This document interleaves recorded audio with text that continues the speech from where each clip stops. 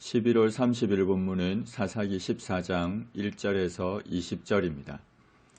삼손이 자라날 때 여호와께서 그에게 복을 주셨습니다. 여호와의 영이 삼손에게 임했습니다. 여호와의 영에 사로잡힌 삼손이 하나님의 큰 일을 하기 위해 딥나에 내려갔습니다. 딥나는 삼손의 고향 소라에서 남서쪽으로 약 5km 정도 떨어져 있습니다. 본래 단 지파에게 할당된 기업이었지만 아모리 족속에게 빼앗겼고 이후 다시 블레셋이 차지하게 된 곳입니다. 여호와의 영에 사로잡혀 어떤 큰 일을 하기 위해 딥나로 내려갔는데 그만 그곳에서 블레셋 사람의 딸들 중에서 한 여자를 보았습니다. 그 여자의 외모를 보고는 정욕에 사로잡혀 하나님이 원하시는 일을 행할 마음은 사라지고 이 여인을 차지하고자 하는 마음이 일어났습니다. 이 여자는 이방 여인입니다. 하나님은 이방 여인과의 결혼을 금하셨습니다. 그러나 삼손은 하나님의 말씀도 전혀 개의치 않았습니다.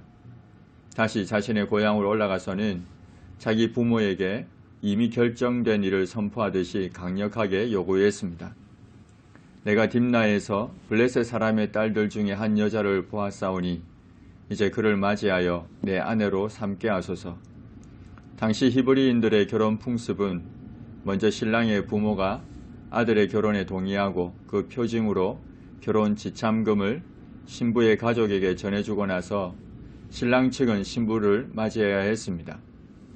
그래서 삼손은 그의 아버지에게 자신의 결혼에 동의해달라고 강력하게 요구한 겁니다.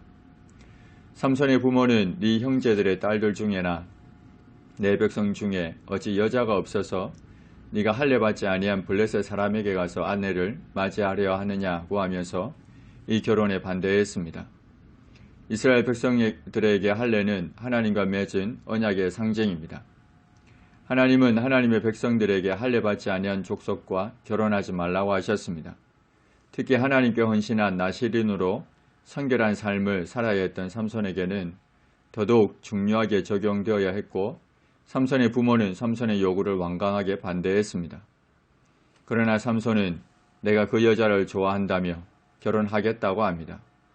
여기서 내가 라고 번역된 단어는 나의 눈 아내라는 의미입니다. 이것은 판단의 기준이 하나님의 율법이거나 객관적인 규례가 아니라 주관적인 것임을 보여줍니다. 그리고 좋아한다고 번역된 이 단어는 외형적인 모양이 좋은 경우만이 아니라 도덕적인 규범과 종교적 가치에 있어서 옳은 행위를 묘사할 때도 사용됩니다. 곧 보기에 옳다는 의미입니다. 삼손은 지금 자기가 결혼하려는 여인이 인간적인 기준으로 볼 때 미덕도 지니고 있다는 사실을 내비치고 있는 겁니다. 삼손은 그 여자의 신앙은 전혀 고려하지 않습니다. 자신의 주관적인 관점에서 보고 판단해서 결혼을 고집하고 있습니다. 당시 블레셋 사람이 이스라엘을 다스리고 있었습니다. 그래서 하나님은 틈을 타서 블레셋 사람을 치려고 하셨습니다. 한글 개역개정 성경에는 삼손이 틈을 타서 블레셋 사람을 치려 했다고 되어 있지만 원어에는 단순히 그에 해당하는 후라는 인칭 대명사를 사용하고 있습니다. 그래서 하나님인지 삼손인지 알 수 없습니다. 문법상으로는 둘 다 가능합니다. 그러나 문맥으로 볼 때 삼손에게는 블레셋을 치려는 의도보다 인간적인 정욕을 충족시키기 위해 결혼하려는 측면이 강하다는 것을 알 수 있습니다. 그래서 그를 삼손으로 보기보다 하나님으로 보는 것이 좋습니다. 하나님께서 삼손의 인간적인 욕정까지 사용하셔서 블레셋을 징벌하는 기회로 삼았다는 의미가 됩니다. 하나님의 섭리로 보아야 합니다.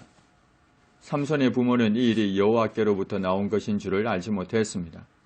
여기서 이 일이 여호와께로부터 나왔다고 할 때 이 일은 삼손의 결혼을 말하지 않고 삼손으로 하여금 블레셋 사람들과 싸울 기회를 갖게 하라는 것을 말합니다. 블레셋이 이스라엘을 다스리고 있었고 하나님은 삼손의 인간적인 욕정까지 사용하셔서 블레셋을 치려 했습니다. 그러나 삼손의 부모는 삼손으로 하여금 블레셋과 싸울 기회를 갖게 하려는 이 일이 여호와께로부터 나온 것인 줄은 알지 못했습니다. 삼손은 끝내 그의 부모를 설득해서 부모와 함께 딥나로 내려갔습니다. 딥나의 포도원에 이르렀을 때입니다. 이때 부모는 함께 있지 않았습니다. 젊은 사자가 삼손을 보고 소리를 질렀습니다. 여호와의 영이 삼손에게 강하게 임했습니다. 삼손의 손에는 아무것도 없었지만 그 사자를 염소 새끼를 찢는 것처럼 찢었습니다. 삼손은 성령의 능력으로 신적 체험을 경험했고 이것을 비밀스럽게 간직하기 위해 그의 부모에게 알리지 않았습니다. 삼손이 내려가서 그 여자와 말하니 그 여자가 삼손의 눈에 들었습니다. 약 2~3개월이 지난 후에 삼손이 그 여자를 정식으로 아내로 맞이하려고 다시 딥나로 내려갔습니다. 다시 가다가 돌이켜 그 사자의 죽음을 보았는데 사자의 몸에 벌떼와 꿀이 있었습니다. 벌은 부패된 곳에 집을 짓지 않습니다. 가죽과 뼈가 바싹 마른 후에 사자의 시체에 벌들이 모여 들었을 겁니다. 따라서 얼마 후라는 표현은 최소 2~3개월 이상의 오랜 기간이 경과된 후라고 볼 수 있습니다. 손으로 그 꿀을 떠서 걸어가며 먹었습니다.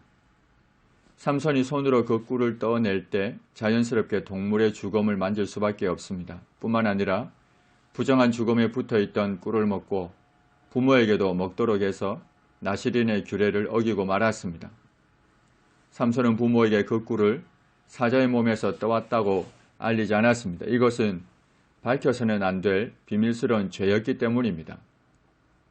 앞에서 그가 사자를 죽인 사실을 알리지 않았던 것은 신적인 체험을 비밀스럽게 간직하려는 긍정적인 측면을 가졌지만 이번에는 의식상 더러운 시체를 접촉했다는 부정적 측면을 숨기기 위해서 알리지 않았습니다.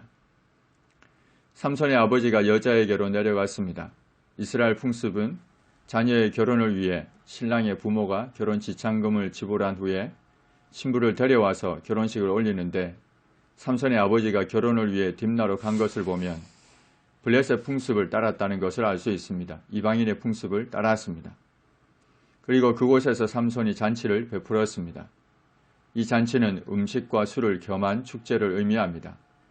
삼손 역시 술을 먹었을 것이고 이건 역시 나시린의 규례를 어긴 겁니다.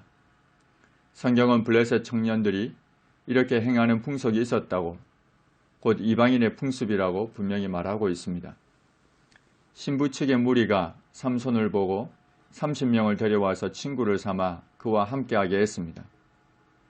삼손이 그 30명의 친구들에게 이제 내가 너희에게 수수께끼를 낼 것인데 잔치하는 이래 동안에 너희가 그것을 풀어내게 말하면 내가 베옷 30벌과 겉옷 30벌을 너희에게 주리라.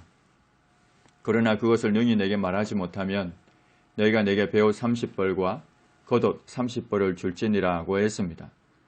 수수께끼는 묶인 매듭처럼 풀기 어려운 것을 의미합니다.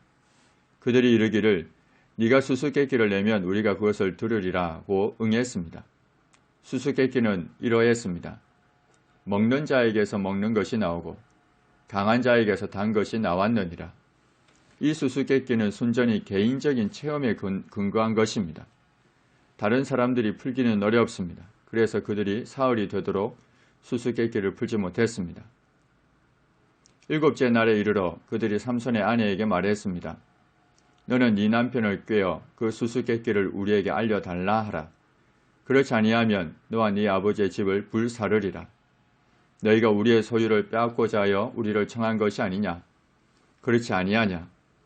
블레셋 사람들은 수수께끼의 내기에서 이기기 위해 매우 비겁하고 간교한 방법까지 동원했습니다. 삼손의 아내에게 공갈과 협박을 했습니다. 그러자 삼손의 아내는 두려워서 삼손 앞에서 울며 자신에게 많은 수수께끼의 답을 알려달라고 했습니다. 사랑을 이용해서 그의 마음을 충동질했습니다. 당신이 나를 미워할 뿐이요 사랑하지 아니하는도다. 우리 민족에게 수수께끼를 말하고 그 뜻을 내게 알려주지 아니하도다. 그러나 삼손은 보라 내가 그것을 나의 부모에게도 알려주지 아니하였거든 어찌 그대에게 알게 하리오 라며 알려주지 않겠다고 합니다. 7째 날 그들이 잔치할 때 그의 아내가 그 앞에서 울며 그에게 강요했고 결국 7째 날에는 그가 그의 아내에게 수수께끼를 알려주었습니다. 그의 아내가 그것을 자기 백성들에게 알려주었습니다. 7째 날 해지기 전에 성읍 사람들이 삼손에게 이르되 무엇이 꿀보다 달겠으며 무엇이 사자보다 강하겠느냐 고했습니다. 그러자 삼손이 그들에게 말하기를 너희가 내 암송아지로 밭갈지 아니하였더라면 내 수수께끼를 능히 풀지 못하였으리라 고했습니다. 삼손은 자신의 아내를 사람의 조종에 의해 움직이는 암소에 비유했습니다. 그리고 밭을 갈았다는 표현은 간교한 술책으로 조종했다는 의미입니다. 여호와의 영이 삼손에게 갑자기 임하셨습니다. 삼손이 이방 여인과 결혼하고 부정한 것과 접촉하고 술을 마시는 등 나실인의 규례를 어기고 있었지만 하나님께서는 블레셋으로부터 이스라엘을 구원하시기 위해 직접 개입하셨습니다. 삼손은 딥나에서 남서쪽으로 약 40km 정도 떨어져 있는 아스글론에 내려가서 그곳 사람 30명을 쳐 죽이고 노략하여 수수께끼 푼 자들에게 옷을 주었습니다. 블레셋 사람들이 수수께끼의 답을 정당하게 알아내지 않았기 때문에 구태여 약속을 지킬 필요가 없었지만 블레셋 사람들에게 보복하는 심정으로 이 일을 했을 겁니다. 그리고는 심히 노예했습니다. 블레셋 사람들이 아내를 협박해서 부당한 방법으로 정답을 알아냈기 때문이고 나아가 그의 아내가 자신에 대한 신의를 저버리고 배반했기 때문입니다. 그래서 혼자 소라 땅 아버지의 집으로 올라가 버렸습니다. 여인의 부모는 삼손이 부부간의 신의를 저버린 아내를 더 이상 아내로 생각지 않을 것이라 여기고 그녀를 삼손의 친구였던 그의 친구에게 주고 말았습니다.